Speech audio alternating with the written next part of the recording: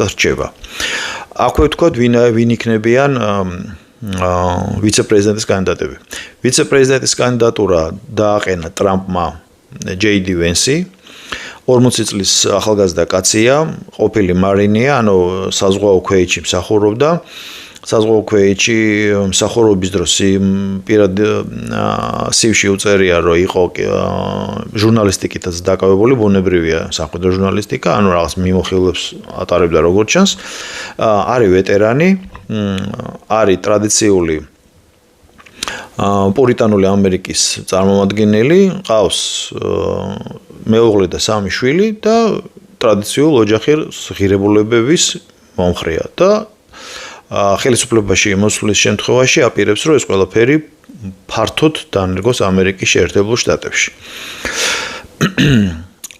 მის პოლიტიკური გამოცდილება ყველაზე წონადი ის არის, რომ ოჰაიოს შტატის წარმომადგენელი არის სენატში. ეს დიდი რამეა და ითვლება, რომ ყველაზე ახალგაზრდა სენატორია. რაც შეეხება მის ოპონენტს Tim Walz. Tim Walz არის 20 წლით უფროსი. ის თუ 84 წელშია დაბადებული, Tim Walz არის 64-ში დაბადებული, ტიპიური დემოკრატია.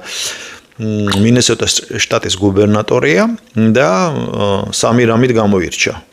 ეს იყო ყველა თუ იცით, თუ არ იცით, მე გეტყვით, 21 წელს რომ BLM და ანტიფას მოძრაობები რომ წამოვიდა, ფაქტობრივად თავის შტატში არანაირი წინაღობა არ დაუხვედრა ამას და მინესოტას შტატში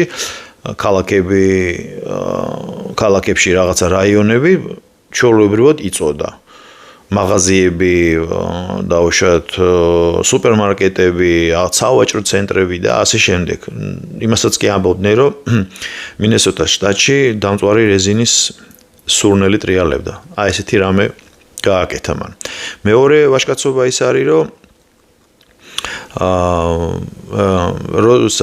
როცა ავღანეთის კამპანია იყო, იგი ითვლებოდა ოფიცრად, ალბათ სარეზერვოსი და მას კანონმდებლობით ებარა რაღაც ქვედანაყოფი, რაღაც ჯგუფია. ვერ გეტყვით 20-ეული თუ 100-ეული, ასე შემდეგ, რაღაც მეთაური იყო, იმიტომ რომ ვამოწმებ მედიაში იქ კონტინგენტ, ესე იგი და უშუალო დანაყოფის რიცხონება და ამ შემდეგ არ წერია. მოკლედ ავიღოთ, რომ რაღაცა ქვედანაყოფს ხელმძღვანელობდა. და როცა კამპანია დაიწყო, რაღაცა მიზეზების გამო არ მოხვდა საბრძოლო ვითარებაში. შემდეგ ყველაფრის მერე, როცა ყველაფერი დასრულდა, ირკვევა, რომ მაინც ითვლება, რომ არის სამხედრო ვეტერანი და თავის პირად საქმეში უწერია, რომ გავლილი აქვს ესა და ეს რაღაც სამხედრო კონფლიქტი და არის ვეტერანი, ანუ სარეზერვო ნაწილშია რეზერვის ვეტერანია. ესეც მეორე უცნაურობა და მესამე უცნაურობა ის არის, რომ აშკარად უჭერს მხარს ამ ფერად მოძრაობას, რაც ეხება დაუშვათ ერთსქესიან ქორწინებას, ტრანსგენდერულ კამპანიას, ბავშვებზე თავის დროზე ლოკატორი, ჰორმონალური ბლოკატორების დარიგების კამპანიას და აი მრავალი სხვა, მოკლედ, აი რო არ ჩამოთვალო, ეხლა შორს აგვიყვანს. ამისთვის ეხლა ეთერი ნამდვილად მენანება. და ამას ესე იგი რაღაცა პიკი იყო ამ მისი კამპანიისა, რომ მინესოტას შტატში საშუალო სკოლებში ვაჟთა საპირფარეებში განალაგეს ქალთა ჰიგიენური საშუალებები, ტამპონები უკაცრავად. და შემდეგ კონსერვატიულმა საზოგადოებამ მას შეარქვა მეტსახელიც რა, ტამპონ ტიმ, აღარ გადავთარგმნელობთ მივხვდით. ესეთი რამეც ხდება, ეს ამერიკა. მათ დებატებში როგორც თქვეს და შეაფასეს, აშკარად გაიმარჯვა JD Vance-მა, რატო? იმიტომ რომ იყო კონკრეტული, იყო მიზანმიმართული, იცოდა რას ლაპარაკობდა, რაზე ლაპარაკობდა, იყო კრიტიკული, თუმცა კულტურის ფარგლებში არანაირი ესეთი გადახვევად მძაფრი რეაქციები არ ყოფილა, ყველაფერი ჩაატარა უმაღლეს დონეზე. როგორც უნდა ჩატარდეს აკადემიურად დებატები ამერიკის შეერთებულ შტატებში.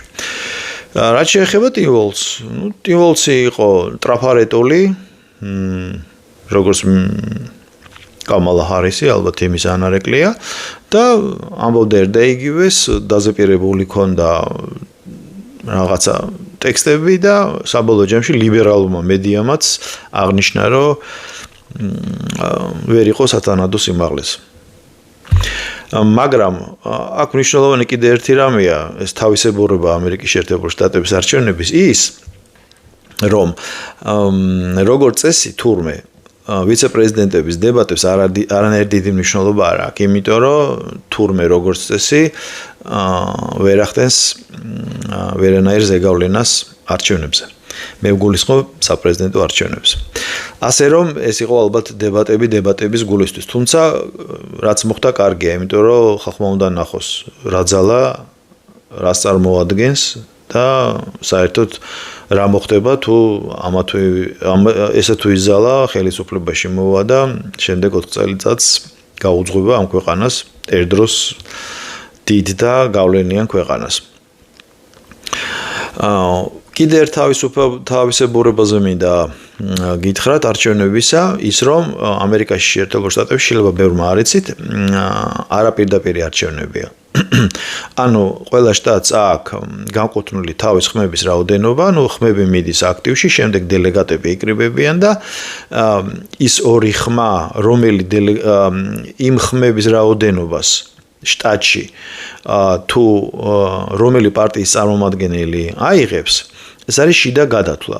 ეხლა უბრალოდ ეს რომ დავუშვათ დეტალებში მოყვე, შეიძლება ნაკლებად საინტერესო იყოს, თან დიდ დროს წაიღებს და შეიძლება ეხლა თვისობრივად ნაკლებ აზრიანი იყოს.